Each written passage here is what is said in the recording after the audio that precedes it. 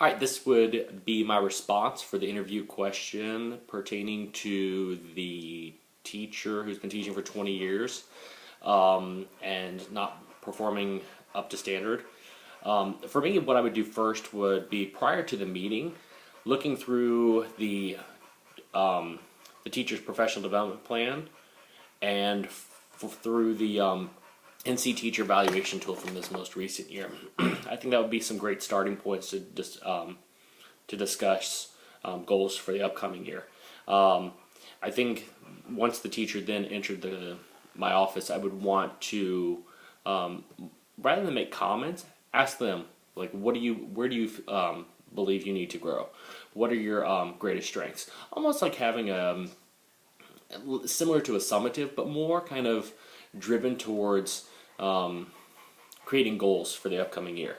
I would want to know how I, as an administrator, could best help them meet those specific needs.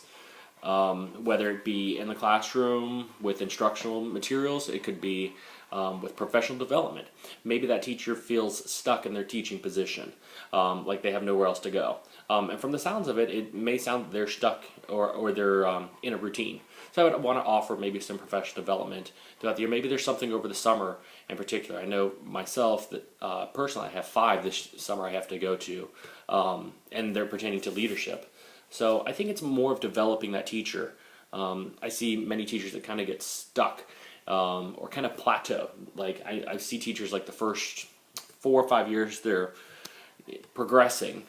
And then I see some of them, once they get to this point, they just kind of level off and get stuck in routines. And it sounds like with the way she is, that she may be stuck in a routine. So we want to find ways in which she may be able to grow as a teacher and as a person. I'd also want to see if there would be something, I guess pretty much helping her create her PDP for next year. I would offer my own suggestions.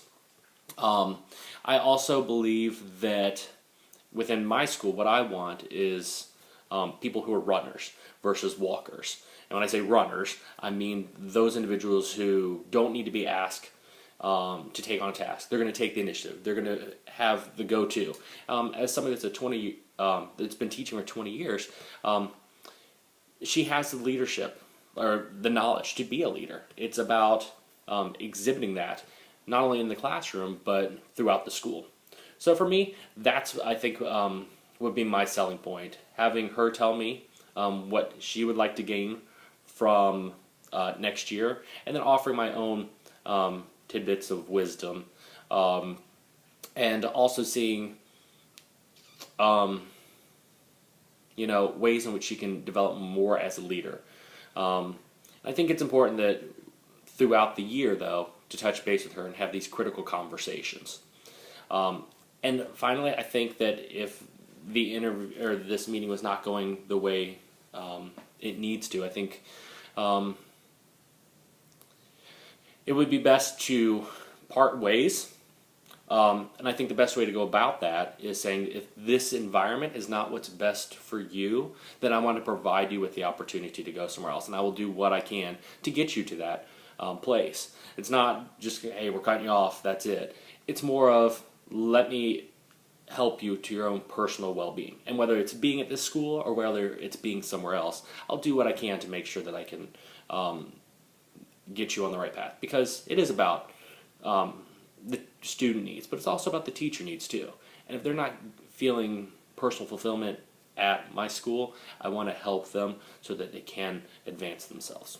So that would be my answer to that interview question. Thanks.